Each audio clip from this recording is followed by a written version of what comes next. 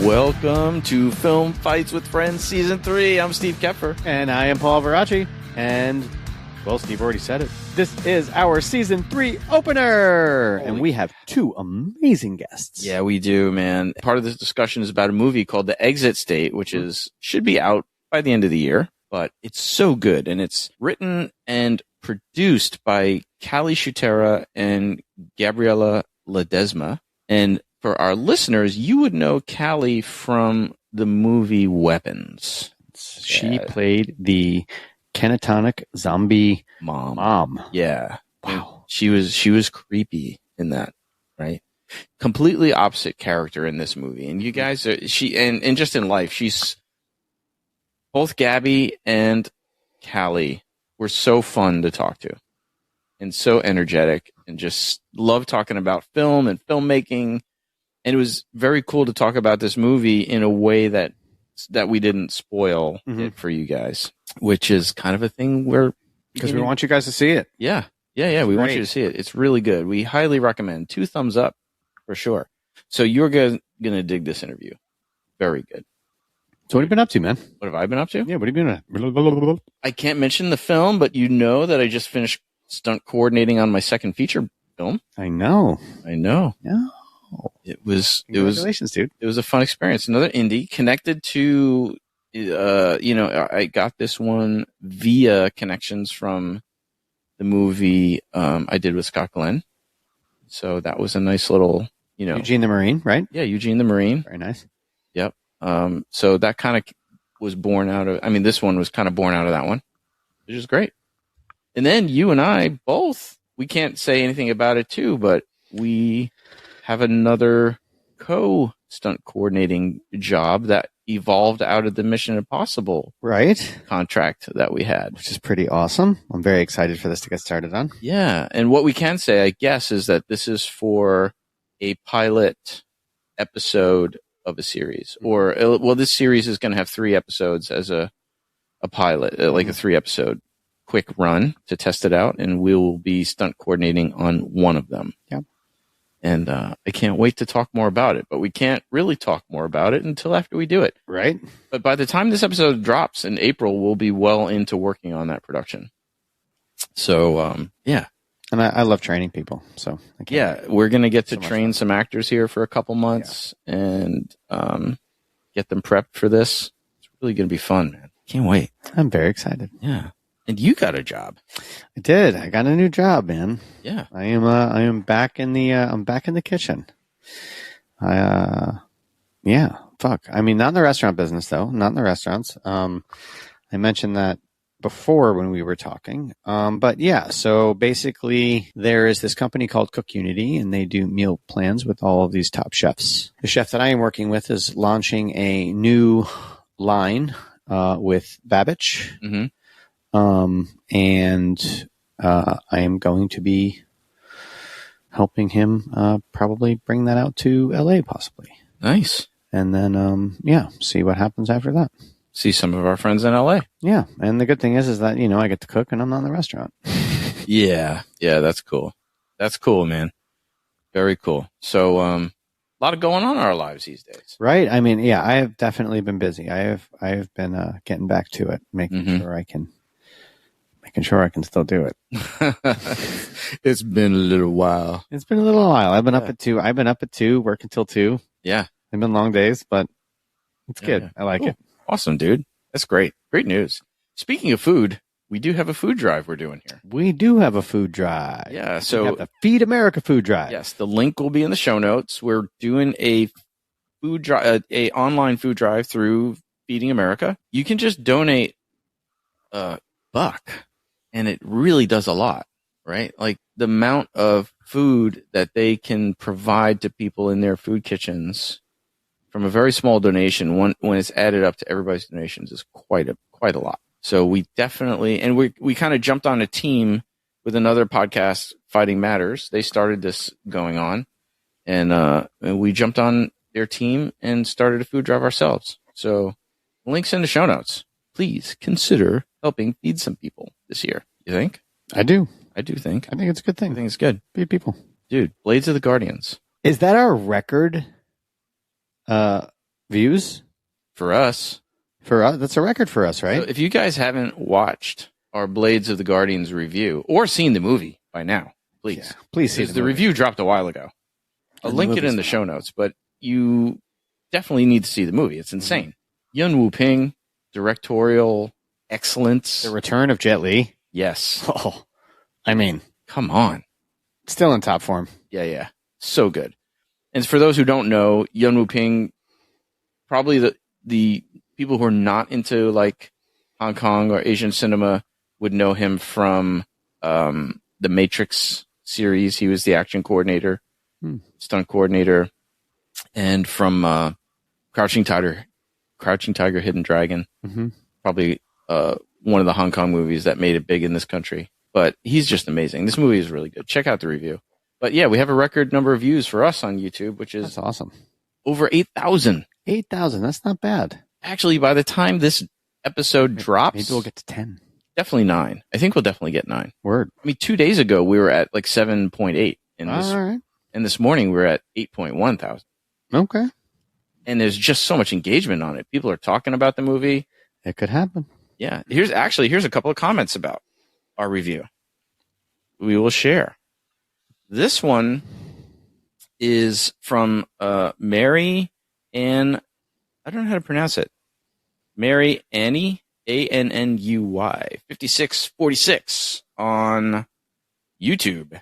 Haha, you got me excited about this movie, although I have to say your review actually said nothing except that it's an amazing movie, etc., but must be torture for you guys not to give out spoilers. Thank you, guys. Oh, I like that. That was a kind of cool comment. It is hard. We try our best to not give out spoilers. We try to be relevant without spoiling too much. Very much like this very episode where you guys are listening to now, because we have to talk about the exit state without spoiling it. Right. Which is really interesting. It leads to some good discussions about filmmaking. Here was a comment on Spotify from our past guest, fan of the show, and friend, Lauro David Chartrand Del Valle. He's second unit director and stunt coordinator of Shogun. Thanks, buddy. We love you, man. But he commented on our episode on our Spotify saying, great episode. Oh, this was a comment about, not about the Yun Wu Ping movie. This was about our episode with Garrett Schrute. Oh, cool. Yes, on Put Your Big Foot Forward episode, right? So he wrote on Spotify, a great episode that I could totally relate to as we faced many of the same issues on Protectors of the Land.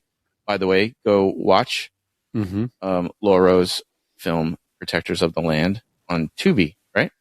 Great movie. Cool that you read my review on that episode, and we're reading you right now again. Reading it again, right? Yeah. Cool that you read my review on that episode, and also mentioned my comments on your remake episode because he liked Man on Fire.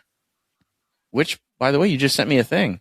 Yeah, they're doing a prequel series. Yeah, Man on Fire, which I'm actually excited because it's a prequel series. Interesting.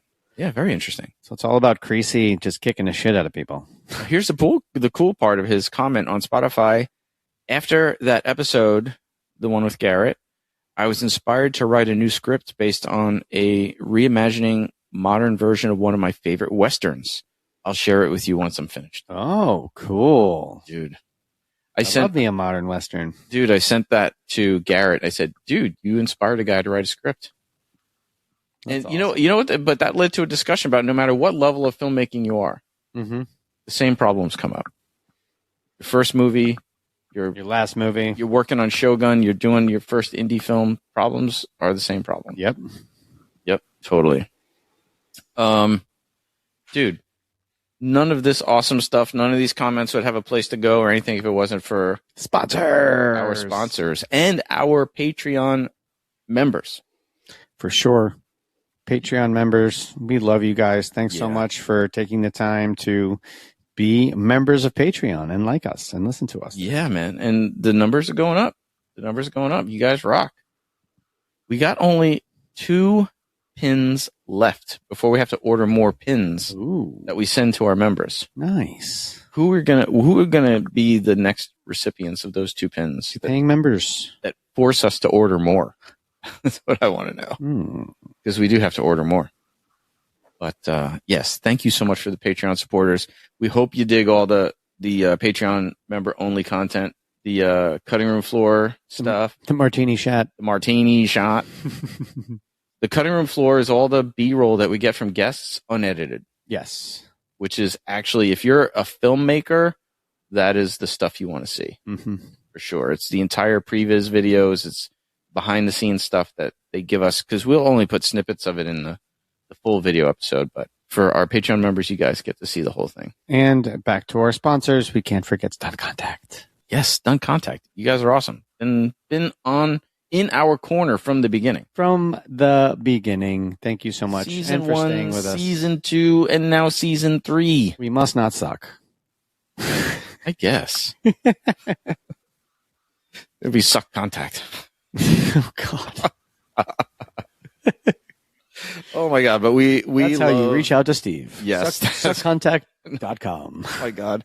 No, that's for the martini shot. Yeah, Stunt Contact, you guys rock. You are the best breakdown in the business, bar none, especially for us stunt folks, but really for anybody who wants to know what's going on. Definitely check it out. The link's in the show notes. All the haps, they have it. Oh, yeah. It's everything. It's awesome. If you want to be on our mailing list, hit us up at fightingwithfriendspod@gmail.com. Or give us a like, follow, or comment, and give us some reviews. Yeah, man. Reviews help those algorithms. We like it. Make us pop up on people's feed. Yeah, the IMDb reviews are great. If you really want to help us get up on the search engines, a review on IMDb would be great. Ooh. Apple Podcast, you can review us too. Please, please. Yeah. And YouTube, you can't review us, and neither you can on Spotify, but you can comment. And we will definitely comment back. And probably read it. If it's a good one. Or a bad one. Or a bad good one. A good bad one. A good bad one. Like, if you really hate us, be very descriptive. And we'll read it. Like when they do in the Tonight Show, when they have the actors read like the shitty fucking tweets about themselves. Yo, dude, remember how we challenged listeners to try and take out Frankie Bay as the number one listener? Yes. McKee. Ooh. You met McKee at the Art of Movie Making Film Festival. Actually, he reached out to me and sent me a message. Yes.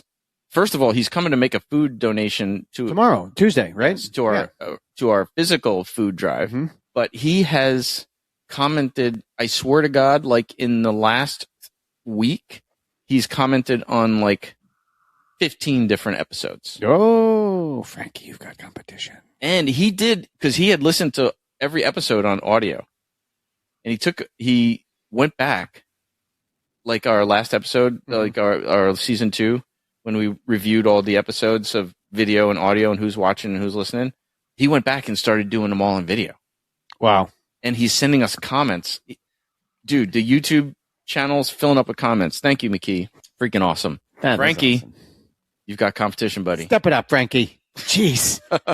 Well, Frankie still comments. He was still like, dude, every episode, the first day it drops, he's on there. We love Frankie too. He's the man. Yeah. So as long as you two guys stick with us, we're good to go. That's all we need. Yeah.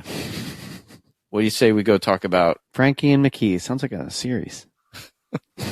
I think we exit here and we talk about the exit state. Oh, that was nice, dickhead. All right, let's bring in Gabriela and Callie. Dude, thank you, Gabriela and Callie, for being on the show. We're so excited to have this discussion, man. I literally drove here at the speed of light to make sure I got here. Yeah, Paul has a new job on Saturday. And then I realized I didn't need to when I got here. What? What's the new job? Well, I'm back in the kitchen again. So if you don't know, I was a chef for about like 25 years before I got into stunts and stuff. So I was a professional in the chef world, and the industry's a little slow, so I went back to work. But the good thing is that I'm not in the restaurant, so I'm in the kitchen, kind of doing management stuff. Yeah. But still, actually, a lot of cooking. So he was Jimmy Buffett's private chef. Oh, Okay. Private chef is the way to go. Yeah. Spotted Pig. He actually. Did you guys watch Black Rabbit on Netflix yet? I don't think so. No.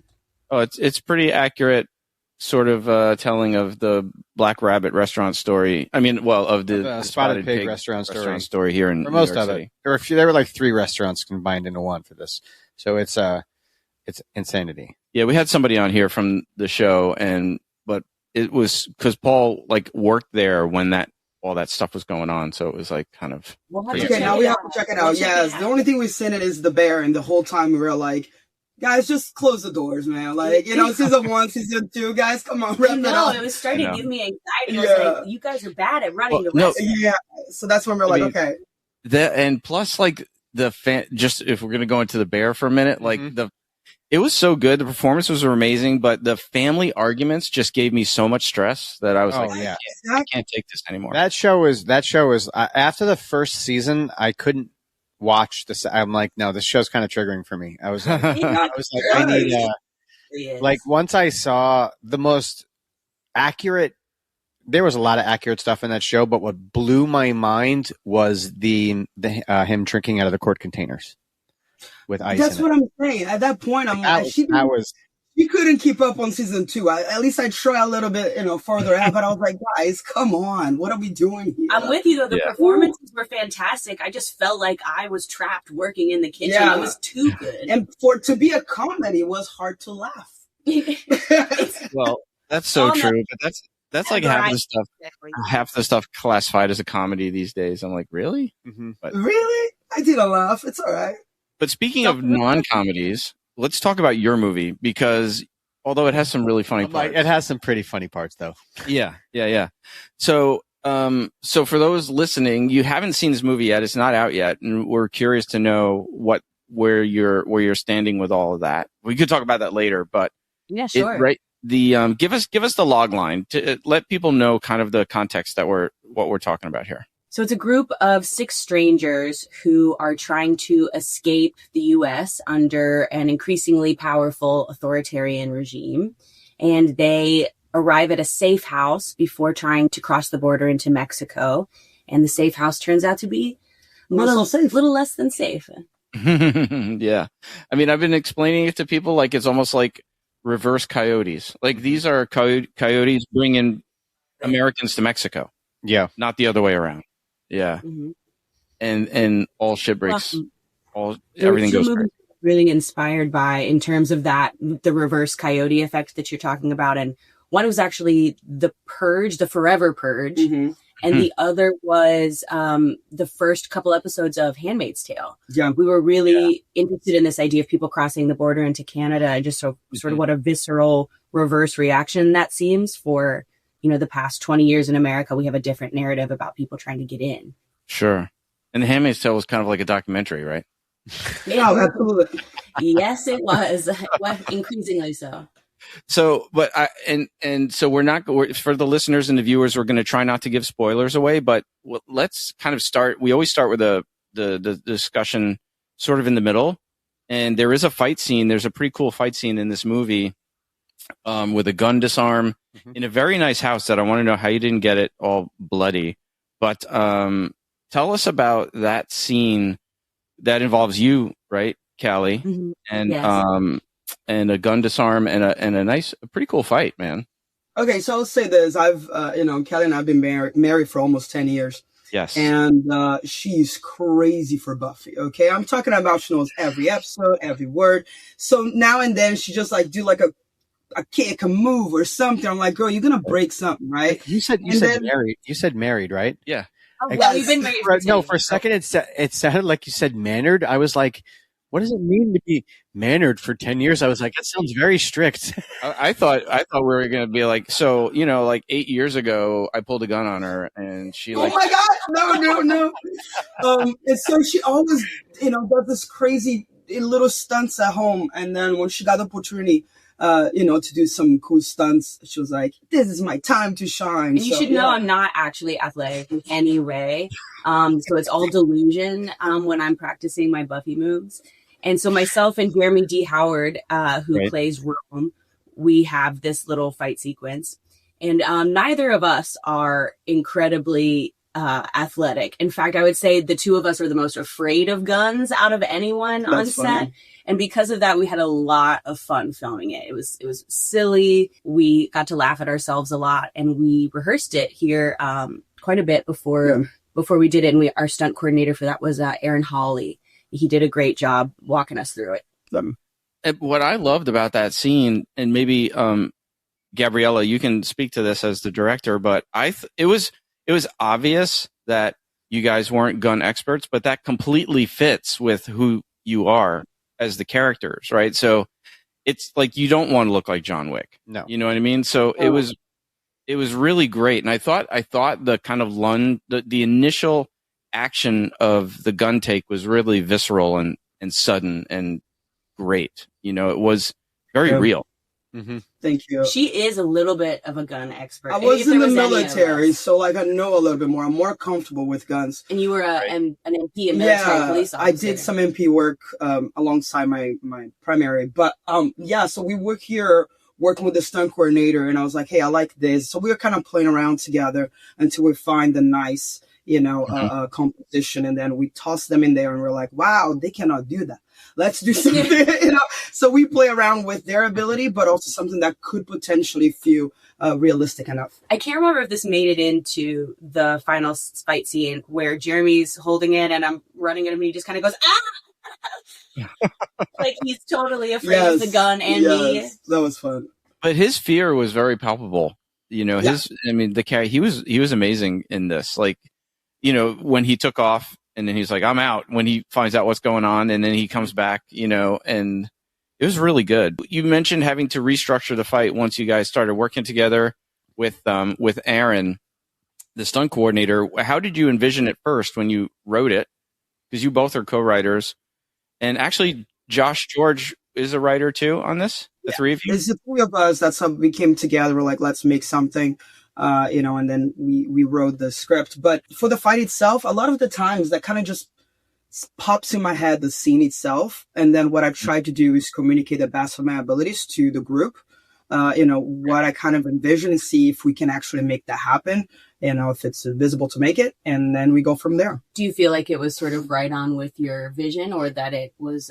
It was very close. It was very close. I think that if I could, it would be a little longer, but I knew that, so much we could do in the space, but also with what they can do, and but I think I got what I needed ultimately. But one thing I love that was sort of the brainchild of you and our DP and very good friend Sam Wilkerson was the moment where the blood lands on the window and you guys filmed it from outside. Yes. I think that looks so awesome. Yeah, that did look great. That looked really great. Because from a stunt performer and actor perspective, like. And I'm sure you guys know this too, but sometimes you get a screenplay or a script that it has like one line that says fight happens here. Mm-hmm. And sometimes there's a big, long description of what the person has in mind before it comes to us, So I was curious if you lean more towards the let's get them in the room and see what we can do, or the other side. I try to be as descriptive as possible. I think that it's good for me and for the crew. I think that way they know what kind of day we're about to have, and the same thing for the actors, right? So, and because I try to do as much as I can. So when I do a script breakdown, I kind of understand, even if that it's, let's say 2/8 of a page. Yeah, even if I wrote fight happens here, right, Gabby will. I'm going to break it down as much as possible. So even if it's 2/8 of a page, I'm going to tell my first AD, my DP, and the crew, hey, this is actually a full page worth of my time or your time. But here on the page might be a 2/8 because there's so much I can write. Gabby's got a really good sense in her head for timing. And so we do a lot of pre-production when we're on a small budget like this because we have such a limited time to shoot in. How many shoot days was this? Do you want to guess? Oh my gosh. It was right. 9. Oh, she said it. Sorry, I didn't want to really pressure you to guess. Wait, I didn't hear it. Oh man. I'm good. Good. Okay, then you can guess. I was going to say 18. It's 9. Get out. We shot it 9 days. Wow. That's awesome. I was going to say 5. The location was amazing, right? The location, that house was incredible. Yes. Yeah, how'd you find the house? dumb luck. We ended up becoming really close with the owner of the home. His name is Joshua Powell. He has his own production company, Jaded Productions. And he was really looking to utilize the house because it's such a great space over in the Malibu area. And we were looking at a bunch of different places. And that one, as soon as we stepped up there, we knew that was it. And just how remote it feels, how much expansive land there is. Mm-hmm. And we were really lucky that they wanted to make something with us. So we probably got the place for half of what it's really worth. And we just held up there for about 6-7 days. 6-7 days, yeah.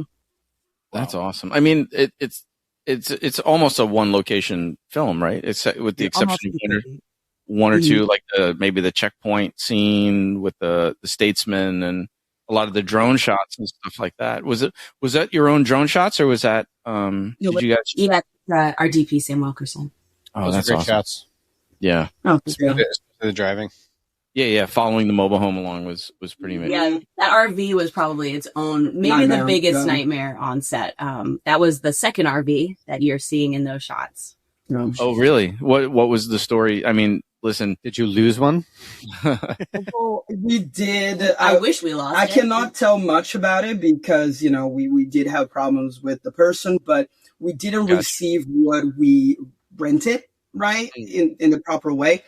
So maybe it was not functioning at all. It wasn't. And then maybe 7 hours before they actually had to have the van on set to shoot, we had to find a new van. So we had about 7 hours between midnight, 3 o'clock in the morning, and then we need to shoot at 9 o'clock in the morning. Yeah. And we got saved by someone, and then she was like, "Take the van." We did, and we started shooting. We finished our first shoot day like a 14-hour day altogether with driving and everything, and I was in bed texting people on different RV rental apps. And I said, "Hey, I need somebody to pick this up at 7 a.m. How much money can I throw at you? Because we don't have a lot." Yeah. I was getting the certificate of insurance ready to go. That was the scariest part of the shoot for me.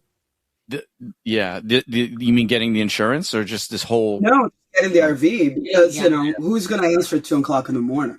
Yeah. There was someone who happened to be I think she was a location manager. So she was getting up around the time I was texting her at 2 or 3 in the morning. And so she understood our needs. She was an industry person. So she sort of knew the schedule we were on and why we might need it so suddenly. And she let us come pick it up.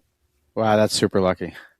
I guess it's a benefit of filming in LA, right? Because so many industry people, pretty good chances somebody's going to understand your situation. Very true.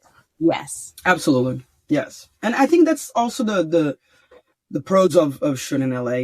We understand how much more it costs to shoot around here. And at times it's a little much, but those are the perks. And you don't have access to, not just because of the industry, but you just have access to so many more like props and locations and vendors and crew members.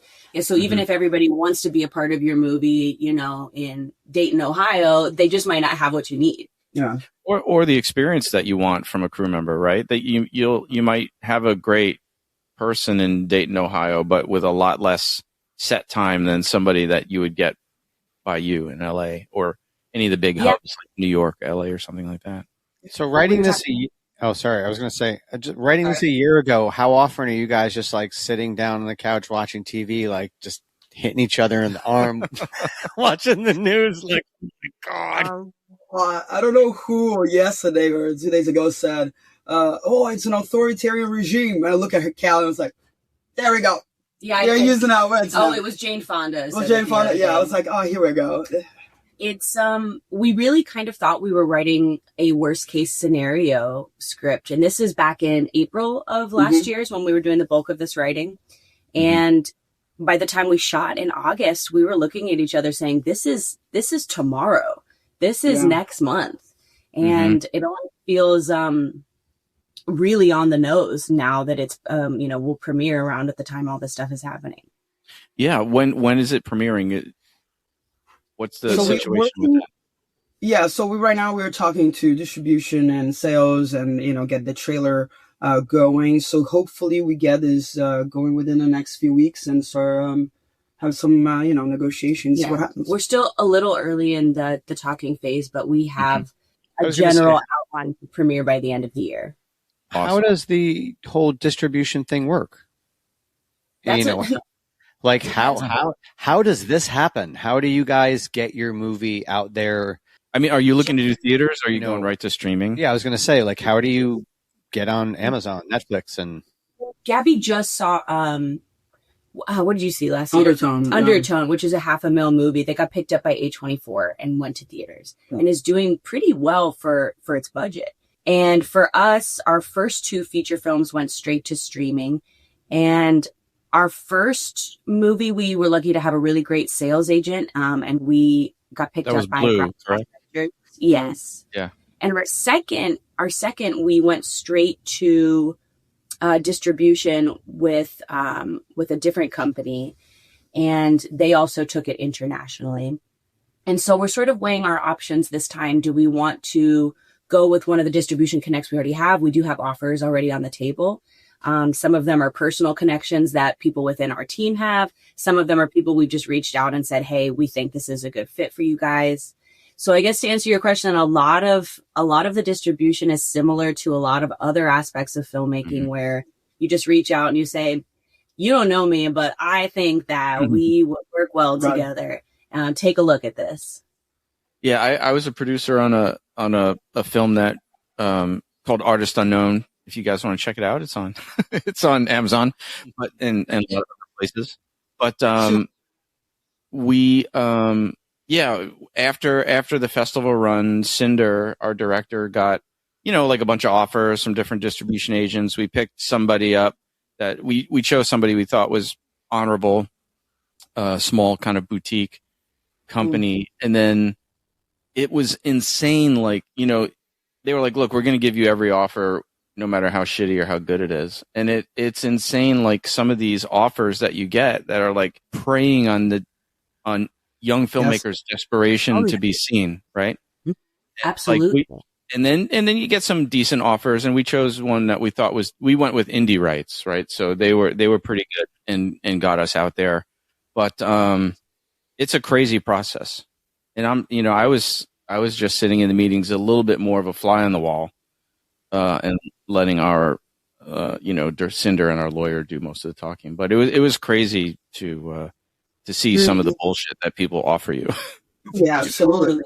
And I think, like you said, there's like 2 sides of it. There's the company that will just work hard enough to make back their marketing cap budget.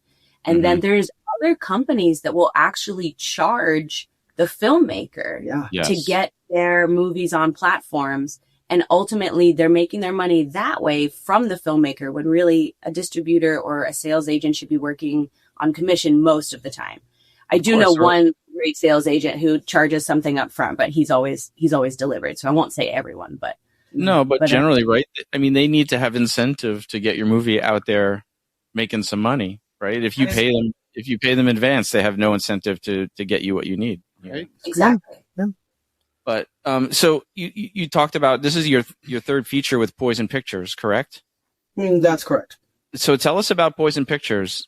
Well, we started it about the time that we met. Almost 10 years, right? Almost 10 years ago. Yeah, for Poison Pictures, yeah. And we started it to create what ended up being our first film, which is actually Gabby's master's thesis. So we didn't know how far we were going to be able to take that film. Gabby always believed in it. She was like, no, we're going to make this. We're going to sell it. And I was like, I don't know. Can we do that? So were you both in film school, or were you, Gabby, you were in film school. It's your thesis film. But Callie, were you also in film school, or were you like an actor working on her thesis film? That's exactly what happened. She cast me in another like school project she was doing. And I thought it was really well written, even though I told myself I wasn't going to do like student films anymore. And then I read her script. Why would you say such a thing?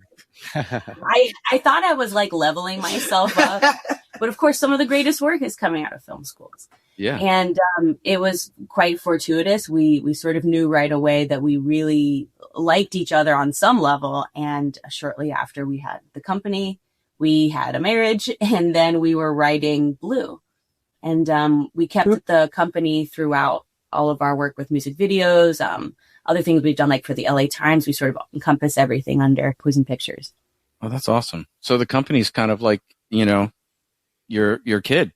I mean, it's traveled this whole journey with you guys together. That's awesome. Yeah, and I think the company has more headaches than our own kid for sure. Oh yeah, we have a real kid. Yeah, and she's very easy. Yeah. She's the best. The company sometimes like, ooh, that's giving me a headache. Let's go. Let's give up. Yeah, it's the problem child. Yeah, exactly. Oh my gosh, how old is your child? She just turned 15. Oh my god, that is the teenager time. She watched the movies and she goes, well, here it could be this. Here I don't fall. I was like, oh gosh, now she has a voice. I'm shocked she doesn't want to follow. I was going to say you have a person. you have a full-on person. Do they want to get into the industry? Are they want to follow in your footsteps, or they're like, no way? Doctor. No. Yes, which is great. She'll take care of us in our old age. She said before, she was like, you guys work too hard. And I was like, oh, and doctor doesn't. Okay, good luck. Maybe in comparison, I think filmmaking, you never know what you're going to get into. Yeah. Doctors work really hard for a really long time to be doctors. She loves it. We know that now. She loves it. And she will recite every word that I don't know how to pronounce. And I'm like, good for you, girl. But she goes to a medical magnet school. But I think if she hadn't been, she loves being on set. And she's sort of grown up there in a lot of ways. And I think if she hadn't been turned off, I think she would want to be a set designer or a prop maker. Yeah. Or she could be a director. Yeah. She has opinions. That's romance. That's awesome.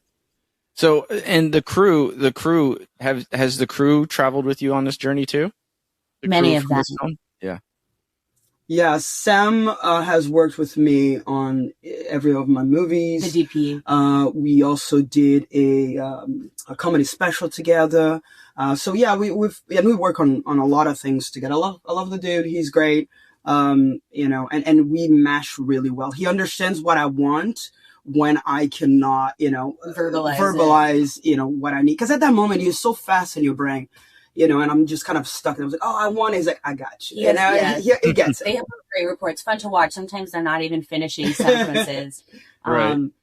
And then some of the crew, we don't keep everyone. We're not fans of saying we've worked with you once, we'll always work with you. We always want the product be the best it can be and the set vibe to be the best it can be. We're really big proponents of happy crew, everybody enjoying their work. But there are a lot of people that we have traveled with. That's cool. I mean, something you got to choose based on the film too. I mean, some camera ops are good for this kind of film and not that kind of film, or, it's the same with all crew members, So another question, when you guys, when you write, do you write with yourself in mind to star, or does that happen? Or, are you right off the bat, you're like, I want nothing to do with this. This is for someone else. Because our project right now, Steve and I are like, I don't want to fucking be in it. It depends. Like sometimes this was a fun one because I got to choose. I knew I was going to be in this one. So I decided to write a character that I really wanted for myself. And that went into the entire plot construction. Was Josh and I both really wanted to create a character we wanted to play. But a lot of times we write scripts for other people, or we collab with other people on their scripts. And it's fun to just keep that completely out of your head. We have a script that's with a boutique media management company right now that there's stuff in there that I think could be for me, but I didn't write at all with that in mind, which is sometimes really freeing. But I do like to write either with the person I want to cast in my head. Which is always Sandra Oh, by the way. I love she's so funny. Everything that she writes, every script she goes, I hear Sandra Oh right now. Like, good for you. And I'm always right. We'll make sure she gets a copy of this episode. That's awesome. But so how did Sharon Lawrence come to? For those listening, we haven't mentioned it yet, but Sharon Lawrence is in the film. Mm-hmm. Most people would know her from NYPD Blue, Shameless, a bunch of stuff. But how did she come to be involved in this production? So she is friends with a gentleman who was trying to help us look for extra funds for the movie. And the funds didn't materialize, but he brought her name up for this part of the woman. And he's friends with Josh. So Josh kind of, domino effect in some sort. Yeah. And I loved her. I've seen her work and I thought she would be perfect for the role. So we did audition other actors for that role. As backups. And then we got her contact information through this sort of sales guy, and basically just put out our best pitch. Yeah. And we gave her all the information we had. We showed her the house, and we said, we think you would be amazing this role. We can one day. And she was into it, and she joined the team. She was really good for that role. Don't want to give it away, but I know. I'm looking at her the whole time like, don't give it away. Oh no, but she's great.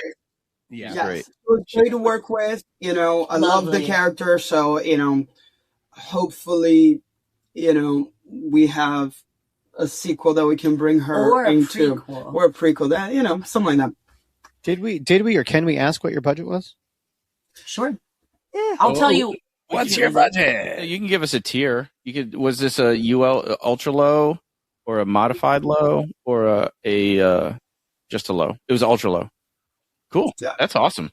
It doesn't look like it. No. It looks we were saying just before when we were cinematography is great. Yeah, absolutely. It doesn't look like. Yeah. I'm so glad you guys think that. And I would say that we probably would have entered modified low budget in terms of the value. Like we said, we got the house for about half of what it's really worth. And a lot of great people came in, not only because we know them and they like this script, but a lot of people believe in the project. Was like, hey, let's make this, let's have fun, as a family unit. And even with vendors, we've just built up a nice rapport doing, like high budget music videos. And we said, hey, we appreciate everything you guys do for us. I need this camera. I need this Alexa. I think I said like, hey, I need this Alexa for $1,000 or something like that. Yeah. And then I need the lenses for like $500. No, it wasn't that, but it was similar. Yeah. The whole collaboration with this whole discussion makes me think of how I feel the future of filmmaking. Like I feel like and you guys can comment on this, but that we are going to see a renaissance of independent film like this, considering the state of the industry right now. Because people want movies, people want good movies, they want good stories. And if the studio system's crashing, but movies like yours are coming up, and it's amazing, and it's going to fulfill needs that there was a huge, I always like to say in the Kim's Video era, there was just a huge boom of independent films, and I feel like, and I have for a while, but now again, I'm definitely leaning even harder that way, that we're going back to that. Yeah. And, especially you mentioned before that people now make movies and then they get picked up, which, again, happened before, but I feel like now it's almost a tactic of the studios now to just let these independent filmmakers, and then just been like, hey, let's just get it before it gets the auction block. But this is great. The feedback's been great. They almost have you guys do all the work for them. Exactly. Yeah. All the work, any IP that you want to get, any of the creative. So they're saving money on that side. And then because they know you're desperate once you've already made the film, they might not necessarily have to offer you what it's worth. And that's my only concern about the Renaissance, because I think it's well overdue, but having independent filmmakers find ways to fund and make their own films and find outside investors you often end up with crew who's not paid well, or sometimes rushing to shoot in 9 days when it could have been longer. I think at the end of the day, safety concerns. I think at the end of the day, it's a lot about how the audience come about the movies that are being done for less than $1 million, right? And if the audience says, hey, we like this, we want this is, fresh, this is new, we want to see more new IPs, I think, in a way, there is a chance of, small independent filmmakers to get some sort of grant or a push from smaller boutiques to make movies with a price range and be able to put a story out that is worth watching. Did you guys see Pillion? What's it? Pillion with Skarsgård. Oh no, not yet. Not yet. It is another $1 million movie that just came out. I guess actually it's been out for a few weeks now. Yeah. We were so blown away at the production value of that movie. So well made. Yeah. I think that speaks. I have to ask because I don't even know. I don't even think I've heard of it. Which Skarsgård? Which one is it? It's Stellan Is it the right? father? Isn't it the senior? The senior. Or maybe this is like the movie that like he after his diagnosis that like was. The process of him making this film was wait, hold on. It's Alexander Skarsgård. Yeah. Oh, okay, cool. I haven't seen it, but it's going to be on my list now. Well worth. Yeah. But I think the latch or the linchpin for this renaissance or whatever will be the distribution issue, because once, I mean, are you guys aware of this whole the movie that just came out by the YouTuber? I was gonna say there also wasn't streaming back then. Yeah, and so once people have more access to self-distribution models, then the studios will try not to cheat you so much, because then they'll have competition. The biggest problem with self-distribution, I believe, is that not only marketing, because they still have to have money for marketing, publicity, and whatnot, but is that once you self-distribute, they take so much money that it feels counterproductive at that point. It's like, why am I giving you so much money that all you're doing is just give me that platform? There's nothing being done, no marketing, no publicity. So I think that there is a way to make this a little bit more adventurous for the filmmaker, a little bit more, taken care of. Maybe you're right. Maybe the goal is to get the studios on board with this model until they're eventually investing in $1 million movies instead of just picking them up. But there was a study done on NPR a few years back about people and what movies they choose to go see. And this is sort of disheartening. So if this depresses you, I apologize. Basically, the findings were that the amount of people who saw the movie were directly proportional every time to the amount spent on marketing. So it didn't matter how many awards a movie had. It didn't matter word of mouth even that much. It was directly proportional to the marketing budget. And I unfortunately have never forgotten that.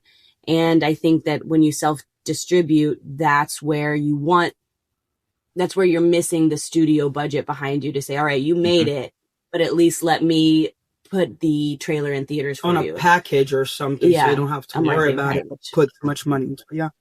I mean, that doesn't surprise me. That metric doesn't surprise me at all. Because look, there are award-winning movies that nobody ever sees. And, even for myself and within the stunt community, like there's a lot of people who really cared about the Oscar. And like, I could give a shit, honestly. Like, that kind of stuff doesn't bother me at all. Like, I'm not aspiring to have a trophy. I always want to make good stuff. I always feel like I'm like so many young actors who have won Best Oscar. I was like, they're like straight to DVD right now. Pretty much. I would say 90% of them are. Well, because because after that's over, then it's like, what do you got now? It's like, you're only as good as your last thing, so. Yeah. Even an interview with Lupita Nyong'o, she said that after she won her Oscar, there was no offers for her. And that happens with a lot of actors. So even getting an Oscar doesn't mean you will, not even immediately after. Amy Madigan from Weapons, she recently gave an interview, I think maybe where they asked her, you must just be flooded with calls and flooded with scripts. And she was like, not really. Yeah. I've got a couple on my desk, but it's not what you think. And she became an icon this year. Yeah. Yeah. Right, what happened to Cuba Gooding Jr. after Jerry Maguire? I mean, Weapons, just to pause to say Weapons was amazing, by the way. For those listening, Callie was in Weapons. Like, that movie was amazing. It's also an example of a great independent film, but it was so good. That movie was so really good. good. but yeah. I want to turn this into a weapons. I mean, that episode, movie, but this was a great. That you were just Yeah. hats off. Thank you very much. It was so good. So, but speaking of like people not having, or at least not getting the next offer, so you have this in the sort of final stages of leading up to premiere distribution. Are you already thinking about the next thing? What's your next thing? Oh my gosh, always. Right now we're working with a nonprofit organization, and we're trying to get crowdfunding for their documentary about sexual education. We have a couple more movies that we're in talks to, and hopefully we can get those off the ground. We always have a slate of scripts, and there's a couple that we're particularly interested in, and then some scripts that we are in collaboration with some other filmmakers on. So always the next thing ready to go. They teach you that, right? Something like that. Yeah. But send us the link to the nonprofit. We'll put it in the show notes. Do you want to talk about it a little bit? Yeah, that'd be fantastic. Yeah, and we'll definitely put it in all the notes so people have access to it. They're a wonderful organization. They're called the School of Sexuality, and they have programs for K through 12, but then also community adult workshops. And it's about destigmatizing shame, helping people understand their bodies, consent. It's what they didn't teach you in sex ed class. Exactly. Everything you should have learned in sex. I don't even remember having sex ed class, honestly. I don't think I had it. It was terrible. Well, one thing we learned working for them is that only 29 states require any sex education. Only 20 states require the information to be medically accurate. Yeah. And despite all of these places teaching abstinence only or saying nothing, there is, I think it's over 50% of all STIs in the country are contracted by teenagers. And over 12 million teenage girls gave birth last year in 2025. Oh my God. That is insane. Wow. It's insane, But right? we will send you the link to the crowdfunding. And then once the crowdfunding is done, we will hopefully hit the ground running with the documentary. We have a gala happening in August for them. Oh yeah, we should get you guys tickets to the Vulva Gala. Yeah, that would be fun. And so have a reason to come to LA. It's in LA, I imagine, right? Oh, you guys are not in LA. Yeah, we're in New York, man. When I may be in LA soon. Yeah. I will tell you guys later, like exactly the dates, but it's in August. It's worth a trip out here. There's a vulva fashion show, and there's a lot of good stuff. There's a build a vulva workshop. I think they're going to add a build a penis workshop as well, helping everyone understand their anatomy. I'm like, I know like, how can you pass that up? That was the pitch. Like that pitch just sold it. I'm like, build a penis workshop. I'm just like, I have so many questions. That's we kind of pick and choose who we can put our time and effort into, and I think that they're a great organization. And that's the whole goal. People have questions, and a lot of times we feel a little like prude about asking, and I am, but they make it in a way that is fun, and and you feel less shame about it. And having a 15-year-old daughter, it's very clear to me that I want her to understand herself and to not have any questions in that realm and to feel empowered. But I don't think she wants to hear anything from us. No. I think that this is an organization that should be teaching that kind of thing. I mean, I grew up, my mom's a biologist, so I got all the real deal right up front. It was like, here's a couple books, and then if you want to talk about it, I'm here, but all my family is full of scientists. So it was always very straight up, the straight dope. My older brothers were 10 years older than I was. That's what I had. That's how you learn. Oh no, I'm so sorry. Oh my gosh. Definitely send us that stuff. We'll put it in the show notes. That would be awesome. This has been. Oh, and I was going to say, and I remember sex education, which was just weird fucking videos of STDs. Yes, exactly. That's it. Yes, just weird videos of STDs, just scaring kids to like not have sex, and didn't really tell you anything about sex. It was just like don't have it. No, I don't think I legit don't think I had. I don't think I had it. I legit don't remember it. Like driver's ed back in the day, and they showed videos like blood flows red on the highway. Like now it was just like pictures of just like STDs and like grossness. I did have to watch the Reefer Madness thing though. I remember that. Oh wow. Yeah. I'm old. Come on. Oh my God. This has been so great. And you have to keep us up to date on what happens with the exit state. I love it. We definitely will. And maybe we can do another episode when it's officially premiering and we can break it all down. Yeah. And well, we'll do a movie. We'll do a formal review of it. Ooh, too, yeah. for our YouTube. That would be great. Yeah. And you let us know when we can put it out. Because honestly, it was like, based on the description, it was really, how do I say it? I was pleasantly surprised. Like, I didn't expect what I got. You know what I mean? It was like, I expected more of like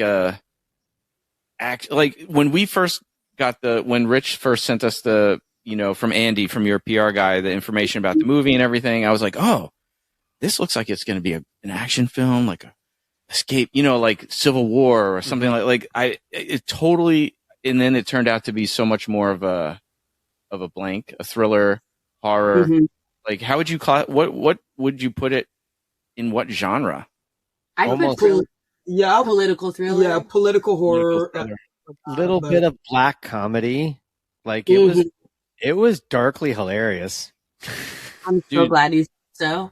The way Josh played, Josh is a great psycho. I mean, Vince, Josh playing Vince is a great psycho. He's totally psycho. Fantastic in this movie. Yes. And I don't know, you could tell him this, but I kept saying, because my wife watched it with me, I was like, maybe he heard this before, he looks like a Duplass brother. I was like, he looks like one of the Duplass brothers.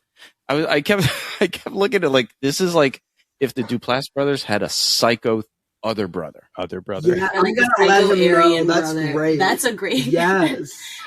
He got to help write that part for himself, and we were so glad to see something that it's completely different than him. He's the nicest goofball. So I love him sweet. to death.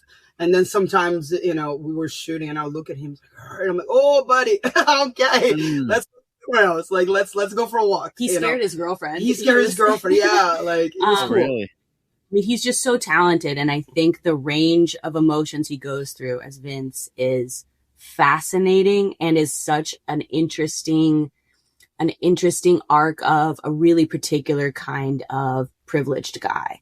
And I'm so interested in what he did with this character. Yeah. Well, and the obsession over Cindy who plays Tori. Mm-hmm. Yeah. Cindy plays Zoe. Yeah, Yes. Cindy who plays Zoe.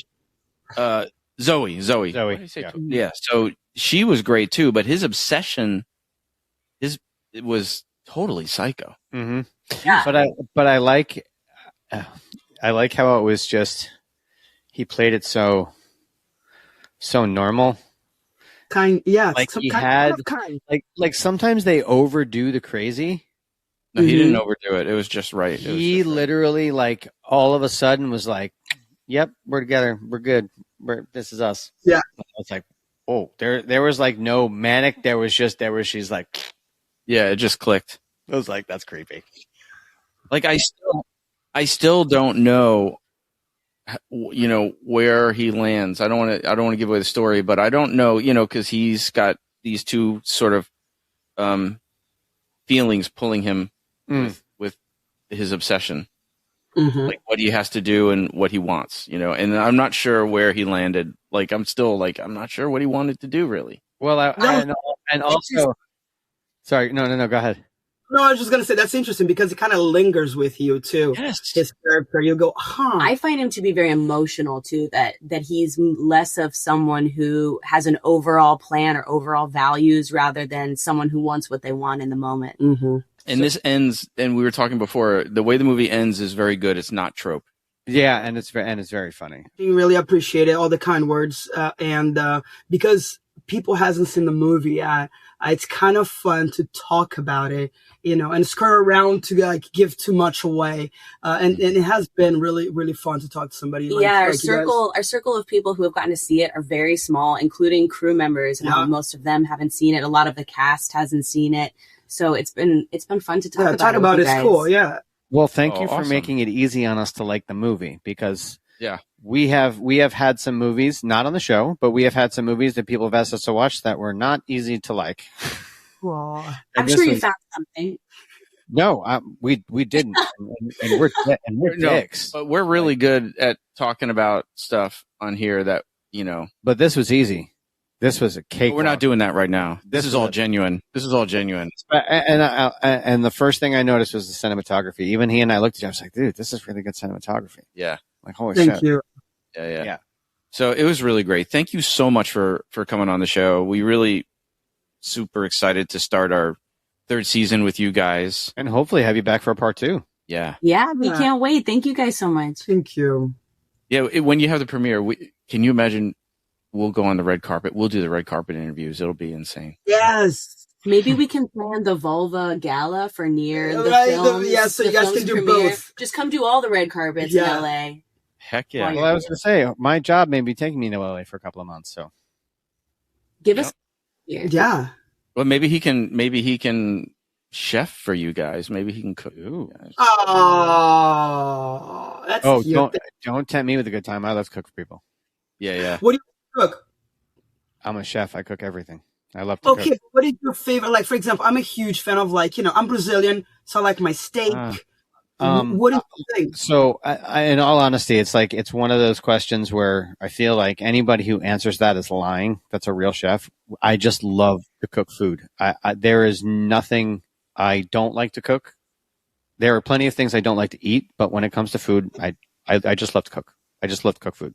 I mean, I love to cook food. You cooked everything from like heavy meat dishes to vegan. But yeah, I mean, when I worked for Jimmy Buffett, they were gluten free. I've worked for vegans. I've worked for microbiotic people.